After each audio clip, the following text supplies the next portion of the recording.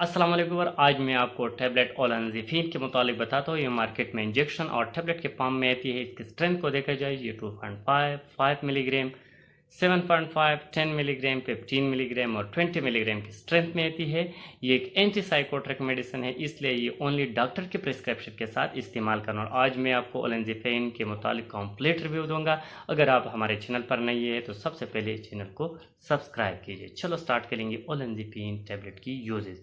इसकी यूजेज को देखा जाए तो ये शाइज़ोफ्रेनिया में यूज़ किया जाता है। जैसा कि ये एक बीमारी है जो पागलपन हम कहते हैं, जैसे इंसान कुछ ऐसी आवाज़ें सुनते हैं, एहसासात करती है, ऐसा महसूसात करती है कि हकीकत में कुछ भी नहीं, कोई चीज़ की वजूद नहीं, लेकिन वो ऐसा फील कर रही है कि कोई आवाज़ें सुनती है, कुछ तसव्वुरात और एहसासात कर सकती है, कर देती है। साथ ही इसे पागलपन कहते हैं, इसमें यूज़ है। साथ ही ये बाइपोलर डिसऑर्डर होती है, जैसा कि इंसान एक ही वक्त में अचानक इसकी मूड चेंज होता है। एक सेकंड में खुश, दूसरे सेकंड में परेशान और गुस्सा लगने लग जाती है, गुस्सा चढ़ जाती है। इसे बाइपोलर डिसऑर्डर कहती है कि अचानक इसकी मूड चेंज होता है, इसमें इस्तेमाल है।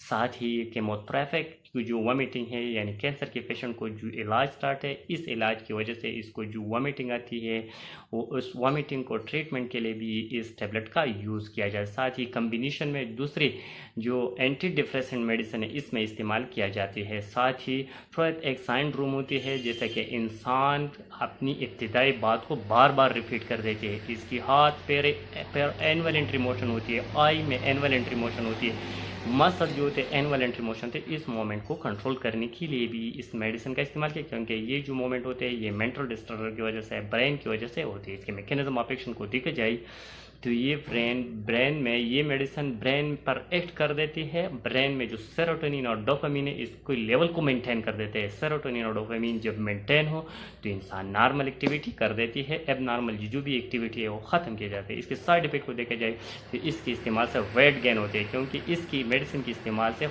भूख में इजाफा हो जाती है। इस मेडिसिन ग्लूकोज की लेवल बढ़ जाती है, साइड इफेक्ट में आती है। साथ ही इसमें कोलेस्ट्रॉल की लेवल को भी बढ़ जाती है। ड्राइनेस आप माउथ कर सकते हैं, नींद में इजाफा कर देती है। इस मेडिसिन में ड्राउजीनेस पैदा करते हैं, डेजीनेस पैदा करते हैं, स्टमक अपसेट काज कर सकती है। कॉन्ट्राइंडिकेशन को देखा जाए तो लेवर वाले पेशेंट को नहीं देना चाहिए, डायबिटिक वाले पेशेंट को नहीं देना चाहिए, क्योंकि ये मेडिसिन ग्लूकोज के लेवल को बढ़ा देती है। इसलिए इस मेडिसिन को डायबिटिक वाले पेशेंट को नहीं देना चाहिए, लेवर सिरोसिस वाले पेशेंट को नहीं देना चाहिए। प्रेगनेंसी में सेफ है, लैक्टेशन में सेफ है। इसकी डोज को देखा जाए तो एवरेज जो डोज है 5 to 10 मिलीग्राम डेली यूज़ करना है। लो डोज से स्टार्ट करना होगा, और फिर अगर छोड़ना है तो ग्रेजुअली इस डोज को डिक्रीज करना छोड़ना है। ऐसा नहीं कि अचानक आप इस मेडिसिन को छोड़ना चाहिए।